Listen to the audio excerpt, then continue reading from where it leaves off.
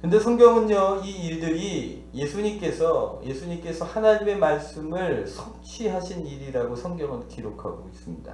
우리 5절을 같이 한번 읽을까요? 시온의 딸에게 이르기를 내 왕이 내게 그는 겸손하여 낙이 곧 멍에 매는 짐승의 새끼를 탔도다. 우리 스가랴 9장 9절을 인용하신 건데요. 우리 스가랴 9장 9절을 같이 한번 앞에 뜹니다. 같이 한번 읽겠습니다.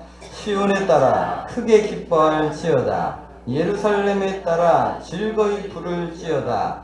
보라 내 왕이 내게 임하시나니 그는 공의로우시며 구원을 베푸시며 겸손하여서 나귀를 타시나니 나귀 작은 것 곧 나귀 새끼니라. 여러분들 왕이 입성할 때는요 늠름해야 되지 않습니까? 그러니 막 백마나 막 이렇게 아주 늠름한 그 말을 타시고 막 이렇게 훌륭하게 뛰어 들어가셔야 막 사람들이 와 하고 할 것 아닙니까? 그 당시 왕들은 그랬거든요. 그런데 성경의 예언대로 나귀를 타신 거예요. 짐 한 번 매보지 못한 새끼 나귀를 타신 거예요.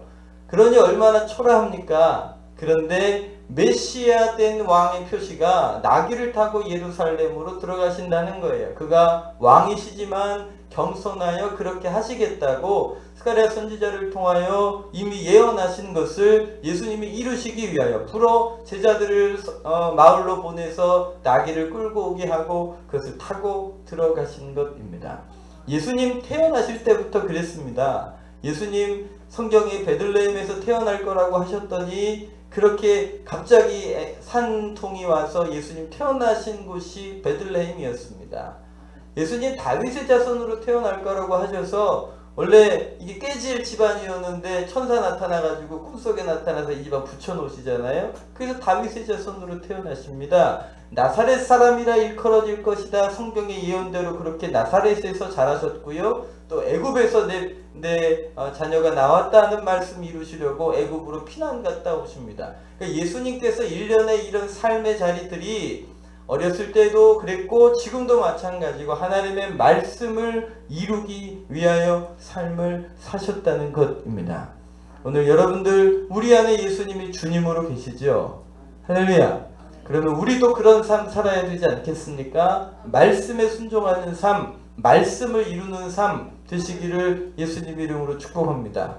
여러분들 우리의 습관이나 우리의 가치관과 말씀의 가치관이 딱 부딪히면 여러분들 어떻게 하셔야 됩니까?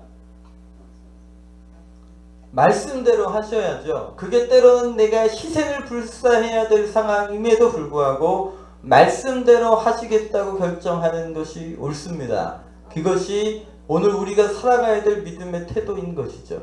예수님이 죽음을 앞에 두시고도 하나하나 하나님의 말씀을 이루시기 위하여 당신의 의지를 쓰고 계시는 것들을 우리가 보게 됩니다. 할렐루야. 우리가 고난주간을 고난주간이라고 보내지만 그러나 우리가 이 고난주간을 이름이라고 붙여놨지만 이 기간 동안 우리가 해야 될 일은 예수 그리스도를 바라보는 것입니다. 하나님의 말씀을 더 가까이 하시는 겁니다. 그리고 그 말씀을 따라 예수님이 순종하는 삶을 이루어내신 것처럼 우리도 그 말씀대로 순종해 가는 것이 옳다는 것이죠. 내 마음 가운데 용서하지 못하는 사람이 내 영혼에 남아있는데 예수님의 그 십자가에서 돌아가시면서 주여 저들을 용서해 주십시오. 저들은 자기가 하는 일을 알지 못합니다. 용서를 선언하셨잖아요. 할렐루야. 나는 용서 못하겠는데 예수님은 당신의 십자가에 못 박고 허리에 창을 찔러대는 사람들을 용서하심으로 선포하셨지 않습니까? 오늘 우리가 그 십자가를 만날 때 내가 용서하지 못하고 있었던 영혼들을 향하여 용서를 고백하셔야 합니다. 할 수 없으시거든. 주님 할 수 없지만 말씀대로 제가 그렇게 되기 원합니다. 예수님 도와주세요 라고까지는 하셔야 하나님 말씀을 이루고 순종하는 사람들의 모습이지 않겠습니까? 이 고난주간 동안 예수 그리스도를 바라보십시오. 하나님의 말씀을 묵상하십시오. 불편하지만 주님의 뜻이 그것이라면 순종할 수 있는 믿음의 선택이 있으시기를 바랍니다. 여러분들 전도하는 게 쉬운 일인가요? 아닙니다. 그냥 다른 때는 얼굴 환하게 대하다가 예수님 얘기만 꺼내면 얼굴이 상대방이 굳어요. 막 이러면 얘기하기 얼마나 불편합니까? 그런데도 말입니다. 예수님 십자가에 죽으신 그 십자가 달리신 이유가 영혼 구원하시기 위해서임을 우리가 알고 있지 않습니까? 이 고난주간 더 주님 바라보다 보면 예수님 십자가 지신 이유가 그 영혼 구원하려 하심인 줄 알아버리기 때문에 우리도 불편하지만 입술을 벌려 그래도 예수님 믿으시라고, 교회 오시라고 한마디라도 할 수 있는 믿음의 용기 내시기를 축복합니다. 예, 그게 이 고난주간에 막 고통을 겪어야 되고 막 고난주간에 막 희생해야 되고 그렇게 아픔으로 쫓아가는 고난이 아니라 말씀에 순종하다가 보니까 때로는 그것도 경험하는 것이죠. 이 고난주간, 여러분들 새벽기도가 고난이기 때문에 특별 새벽기도를 하는 건가요? 그런 건가요? 그렇죠. 고난이죠. 힘들죠. 일찍 자야죠. 일찍 일어나야 되죠. 며칠 하고 나면 막 온몸이 뽀개질 것 같고 막 그럴 겁니다. 여러분들 특별 새벽기도에 하느라 온몸이 뽀개질 것 같거든. 이렇게 생각하십시오. 따라해 보시겠어요? 아픈 게 아니라 체질 개선 중이다. 아픈 게 아니고요. 체질 개선 중이에요. 그간에 새벽기도 안 하다가 하려니까 몸이 힘들어서 그런 거지 그거에서 안 죽어요. 할렐루야. 희생이기 때문에, 고통이기 때문에 새벽기도를 하라는 게 아니고요. 그 기간 동안 기도함으로 예수님 앞에 더 가까이 나아가기 위함인 것이죠. 뭐 용서하는 거, 전도하는 거. 아니, 어떤 분은 성경을 이렇게 피시는 게 고통스러운 분이실 수 있어요. 폈다 하면 그냥 곧바로 꿈속으로 탁 들어가 버리시는 분들이, 그러나 그렇게라도 이 기간 동안 내가 말씀 가까이 해야지, 기도 한 번 더 해야지, 믿지 않는 사람들 예수님 십자가 지신 이유 그거니까 내 입 벌려 용기 내서 한번 얘기해 봐야지. 그 사람이 나한테 어떤 표정을 짓더라도 용기 한번 내서 순종해 봐야지. 그런 시간들이 되시기를 예수님 이름으로 축복합니다. 예. 그게 고난주간을 보내는 믿음의 사람들의 태도여야 하지 않겠습니까? 예수님께서 마지막 십자가의 길을 가시면서조차도 그 하나하나 말씀대로 이루시기 위하여 자신의 의지를 쓰고 있음을 발견하시기를 예수님 이름으로 축복합니다. 할렐루야. 자, 그렇게 예수님이 나귀를 타셨습니다. 그리고 나귀를 타시고 이제 예루살렘 성 안으로 들어가십니다. 성 안으로 들어갈 때 사람들이 어떻게 했나요? 네, 우리 8절부터 한번 보겠습니다. 8절입니다. 무리가 대다수는 그들의 겉옷을 길에 펴고 다른 이들은 나뭇가지를 베어 길에 펴고 앞서가고 뒤에 따르는 무리가 소리를 높여 이르되 호산나 다윗의 자손이여 찬송하리로다. 주의 이름으로 오시는 이여 가장 높은 곳에서 호산나. 여러분들 왜 이번 주간이 종려주일인지 아십니까? 예, 오늘 말씀해 보니까요, 사람들이 예수님이 나귀를 타고 가시니까 자기 겉옷을 밑에다 깔아드립니다. 그러면 겉옷주일 이래야 될 것 같은데요. 그렇게 안 하시고 종려주일이라고 합니다. 또 사람들이 어떻게 합니까? 나무 가지를 베어서 밑에 깔아드리고 막 흔들었어요. 그 꺾은 나무가 종려나무입니다. 이렇게 그 이제 화력수처럼 이게 굉장히 이게 입이 넓은 입니다. 얘를 들려고 했더니 없네요. 그죠? 네. 그게 이제 종려나무입니다. 막 사람들이 흔들면서 예수님께 호산나 호산나 했습니다. 이 호산나라는 말의 뜻이 뭐냐면 구원하소서입니다. 그러니까 구원하소서 다윗의 자손이여 하고 외쳤던 거죠. 그러니까 예수님을 메시아로 맞아들인 거예요. 종려나무를 흔들면서 사람들이 예수님을 그 예루살렘 성 안으로 들어오는 걸 환영했던 것입니다. 할렐루야. 예, 큰 무리가 예수님을 따르며 환영하고 축복하고 맞아들였습니다. 오늘 우리 마음 가운데도 우리 영혼 가운데도 그렇게 예수님을 환영하며 모시기를 예수님으로 축복합니다. 이렇게 얘기를 해야 될 것 같은데요. 이 장면에 대하여 요한복음에서는 이렇게 말씀하고 계십니다. 요한복음 12장 16절 말씀인데요. 같이 한번 읽겠습니다. 제자들은 처음에 이 일을 깨닫지 못하였다가 예수께서 영광을 얻으신 후에야 이것이 예수께 대하여 기록된 것임을 사람들이 예수께 이같이 한 것임을 생각났더랍니다. 16절 말씀으로 그 당시에는 이게 무슨 의미인지 몰랐다는 거예요. 제자들이 예수님이 부활하시고 승천하시고 난 후에야 예수님이 나귀를 타신 이유도 사람들이 이렇게 나무가지를 흔들면서 찬양했던 이유들이 다 하나님의 말씀이 이루어지는 일이었다는 사실을 깨닫게 됐던 거죠. 17절입니다. 나사로를 무덤에 불러내어 죽은 자 가운데서 살리실 때에 함께 있던 무리가, 그러니까 여러분 지금 예수님 앞에서 옷을 깔아드리고 종려나무 가지를 흔들면서 예수님을 환영했던 그 무리가요, 예루살렘 성 안에 살고 있었던 사람들이 아니라는 소리입니다.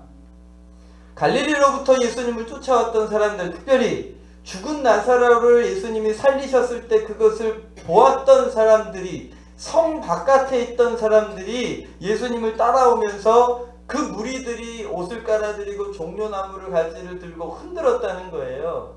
예루살렘 성 안에 있었던 사람들이 예수님을 환영했던 게 아니라는 것입니다. 도리어 그 사람들이 어떻게 반응을 할까요? 오늘 21절 말씀입니다.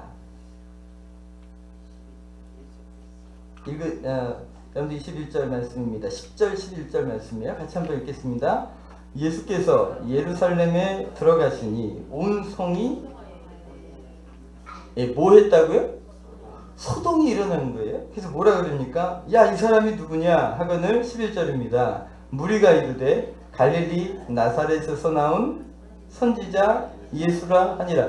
성 안에 있는 사람들은 예수님이 누군지 모르고 있는 거예요. 예수님을 맞아들일 준비가 되어 있지 않았던 거예요. 도리어 소동이 일어난 거예요. 도대체 이 사람 뭐냐? 뭔데 사람들이 메시아라고 그러고 이렇게 환영하며 찬양하며 종려 가지를 흔들면서 이런 일을 하는 거냐? 오히려 더 소동했다는 겁니다.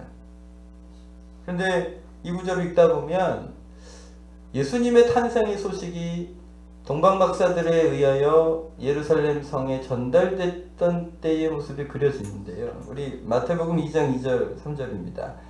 유대인이 왕으로 나시니가 어디 계시냐? 우리가 동방에서 그 별을 보고 그에게 경배하러 왔노라 하니 헤롯 왕과 온 예루살렘 듣고, 소동하고 헤롯 왕이 뭐 했나요? 동방박사들을 속여서 예수님이 태어난 때를 알아버리곤 예수님을 죽이려고 2살 이하에 있는 유아들을 다 학살해버리는 일을 합니다. 예수님 태어나실 때도 예루살렘 성이 소동이 일어나가지고 그렇게 모진 피 흘리는 일을 해버렸거든요. 오늘 이제 예수님께서 예루살렘 성 안으로 들어가시는데도 오늘 예루살렘 성이 소동하고 있습니다. 그리고 그 소동에서 멈추지 않았습니다. 그리고 결국 며칠 후에 예수님을 잡아 십자가에 못 박아 버리고 맙니다. 왜 예수님이 예루살렘 성에 머무시지 못하셨을까? 여러 가지 이유가 있습니다. 그러나 예루살렘 성은 예수님을 받아들일 준비가 되어 있지 않았습니다. 영접하지 않았습니다. 환영하며 모셔드리지 않았습니다. 우리가 종려주일의 그 환영 인파들은 예수님의 기적을 보고 따라왔던 사람들입니다. 근데 심지어 여러분, 이 하루가 딱 지나고 나면 예수님을 그렇게 쫓아왔던 군중들조차 사라져버리고 없습니다. 우리가 신앙생활을 하고 예수 그리스도를 의지하고 바라볼 때에 어떠한 태도로 예수님을 바라보고 있는가? 분명히 그 안에는 성전이 있었고 그곳에서는 제사가 드려지고 있었고 그곳에서 하나님을 경외하고 있었습니다. 그런데 전혀 예수님과 상관없는 자리였던 것이죠. 예수님께서 성 안에 들어가십니다. 성 안에 들어가셔서 주님이 뭐 하시나요? 우리 12절 말씀인데요. 같이 한번 읽겠습니다. 예수께서 성전에 들어가사 성전 안에서 매매하는 모든 자들을 내어 쫓으시며 돈 바꾸는 사람들을 상과 비둘기 파는 사람들의 의자를 둘러, 이 성경 다른 부분에서 예수님께서 이렇게 뭔가를 파괴하시고 질서를 흩으시고 이런 일을 하신 적이 성경에 기록이 없습니다. 그런데 오늘 보니까 예수님이 열을 제대로 받으신 것 같습니다. 주님께서 막 뒤집어 엎기 시작을 하셨어요. 매매하는 사람, 돈 바꾸는 사람들의 상을 뒤집어 엎으시고 장사하는 사람들의 상을 뒤집어 엎으셨습니다. 근데 이 당시의 상황이 이렇습니다. 여러분들, 당시에 예루살렘은 로마의 식민지였습니다. 그러니까 화폐를, 어떤 돈을 썼을까요? 로마의 화폐를 썼겠죠? 그런데 예루살렘, 이스라엘 사람들은요, 굉장히 자기 국수주의가 있잖아요. 이제 성 안에서 쓰는 돈은요, 또 자기 나라 화폐로 바꿔야 돼요. 성전 안에서 이런 거였습니다. 예배를, 제사를 이스라엘은 아무데나 못 드렸습니다.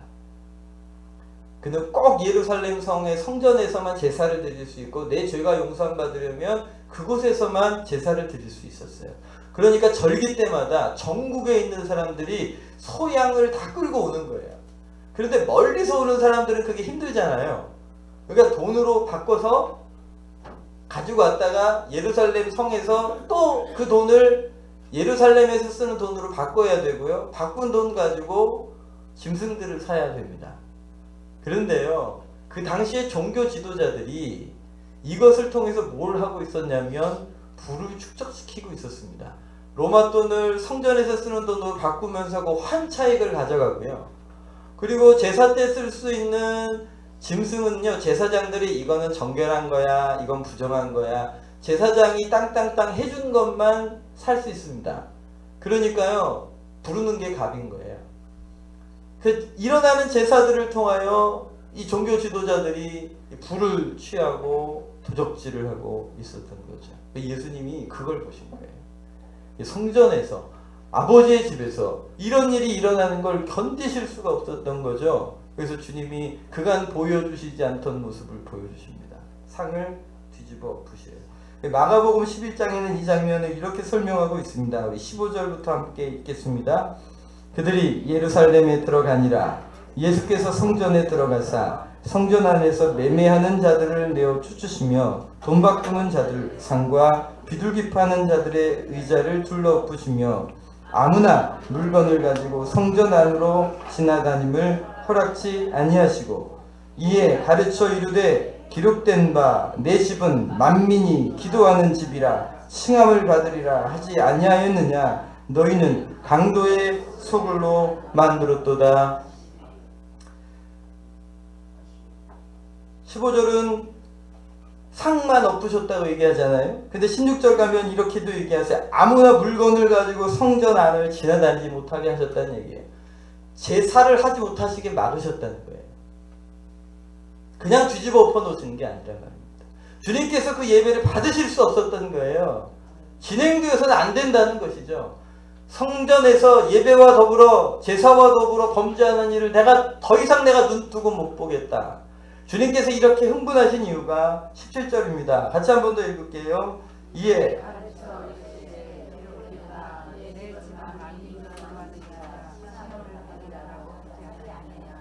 원래 하나님의 집은 어떤 집이어야 한다고요? 기도하는 집이어야 해요. 거기다가 누가 기도해야 된다고요? 만민이 기도해야 되는 거예요. 열방의 수많은 사람들이 주께로 나와 기도하는 곳이어야, 예배하는 곳이어야 한다는 거죠. 그런데 이 본문의 말씀은 이사야서 56장 7절 말씀인데요. 이 본문은 이렇게도 해석이 됩니다. 만민의 기도하는 집이기도 하지만 만민을 위하여 기도하는 집이기도 합니다. 그러니까 하나님의 성전은 예배하고 중보하고 기도하는 것이어야 한다는 것이죠. 그런데 그 하나님의 전의 의미가 전혀 퇴색돼 버리고 말았습니다. 이런 상황들을 예레미야는 이렇게 한탄하는데요. 예레미야 7장 4절 11절입니다. 같이 한번 읽겠습니다. 너희는 이것이 여호와의 성전이라 여호와의 성전이라 여호와의 성전이라 하는 거짓말을 믿지 말라. 내 이름으로 일컬음을 받는 이 집이 너희 눈에는 도둑의 소굴로 보이느냐? 보라, 나곧 내가 그것을 보았노라. 하나님께서 예레미야 선지자를 통하여 선포하시는 거예요. 야, 이곳이 성전이다, 성전이다, 성전이라는 거짓말에 속지 마라. 아주 신랄하게 예레미야 선지자를 통하여 하나님께서 비판하고 책망하고 계십니다.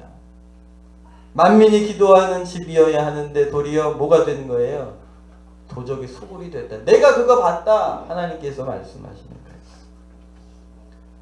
죄송합니다. 이제 목사가 교회 좋은 얘기만 해야 되는데, 근데 성경은 당시의 상황을 이렇게 설명하고 있습니다. 주님이 거하실 수 없어서, 여러분들 펴고 계신데 마태복음 21장 17절이에요.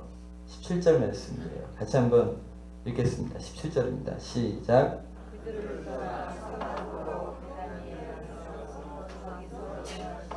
도무지 그 성에 거하실 수 없으셨어요. 그래서 쉬셔야 할 때는 그 성 바깥으로 나가셔야 했습니다.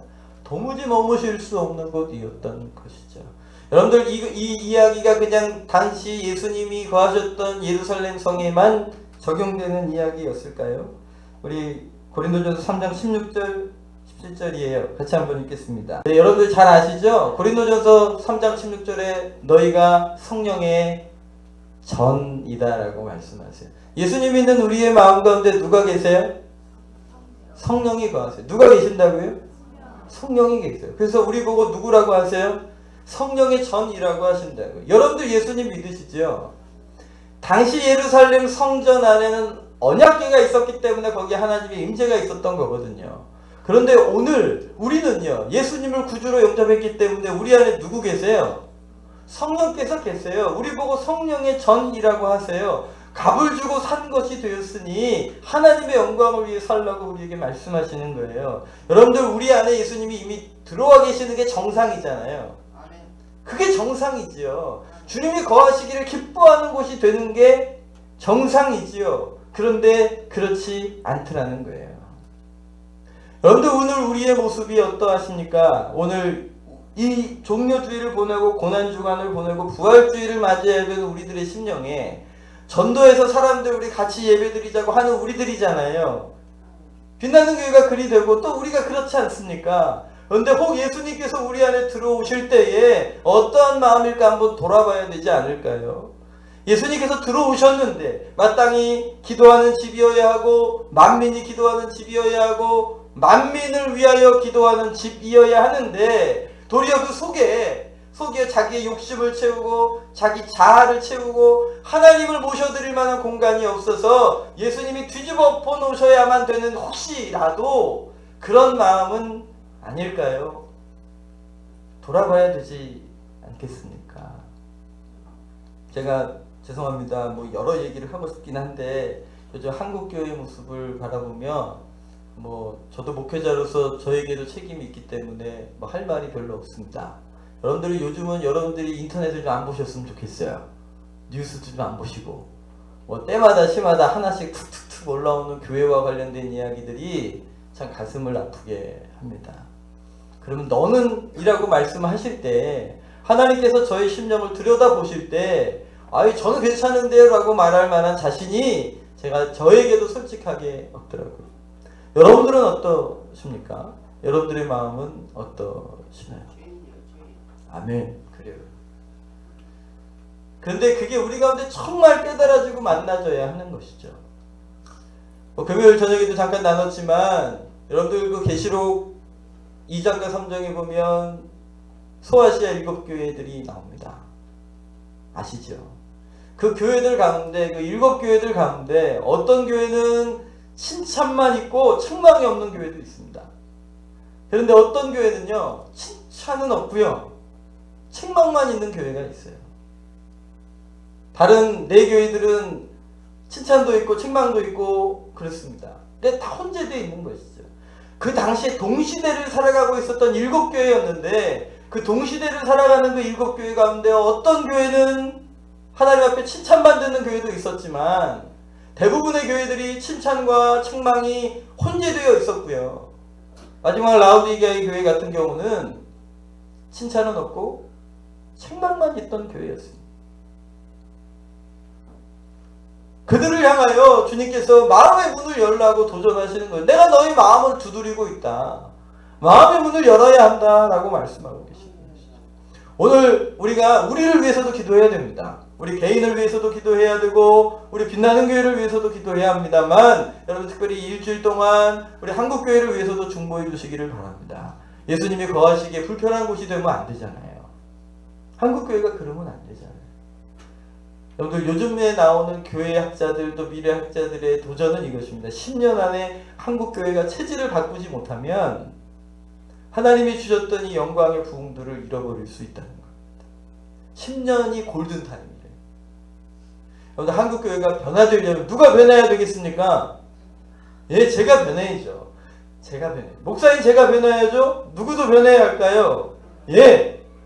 정말 주의 성령께서 거하시기 기뻐하시는 곳이 되시길 바랍니다. 내 속에 죄악과 허물을 버리고 예수님만 의지하는 그런 믿음이 있으시기를 축복합니다. 내 집은 만민이 기도하는 집이어야 하고 만민을 위하여 기도하는 집이어야 하고 한다고 주님이 한탄하고 계시지 않나요? 오늘 그런 시간들이 되시기를 축복합니다. 그럼 또 적용을 또 해봐야 되지 않겠습니까? 예수님께서 구체적으로 만민이 기도하는 집이라 하셨습니다. 이번 한 주간 동안 뭐 하시겠어요? 변화도 일으키시고 무엇인가 하고 계시지만 편하시지가 못하셔서 함께 하실 수 없는 그런 교회요, 그런 성전이요, 그런 성도가 되면 안 되지 않겠습니까? 이 시간 특별히 단 한 가지라도 이번 고난주간 우리가 어떻게 보낼 것인가 좀 한 가지라도 결정하십시다. 하나님 새벽 기도를 하나님께, 아니면 성금요일이라도 함께, 아니면 여러분들 주변 사람들에게 단 한마디라도 복음을 전하는 일로, 혹은 금식하는 일로, 혹은 성경을 내가 하루 한 장 이상씩이라도 더 읽어보겠다고 고백하는 일들로 하나님, 내가 주님 앞에 거하여 주님이 함께 하실 수 있는 그런 곳 되게 해주십시오. 주님을 기뻐하고 주님과 함께하는 이번 한 주간 되게 도와 주시옵소서. 우리 주여 한번 크게 외치시고 회개하며 기도하겠습니다. 주여.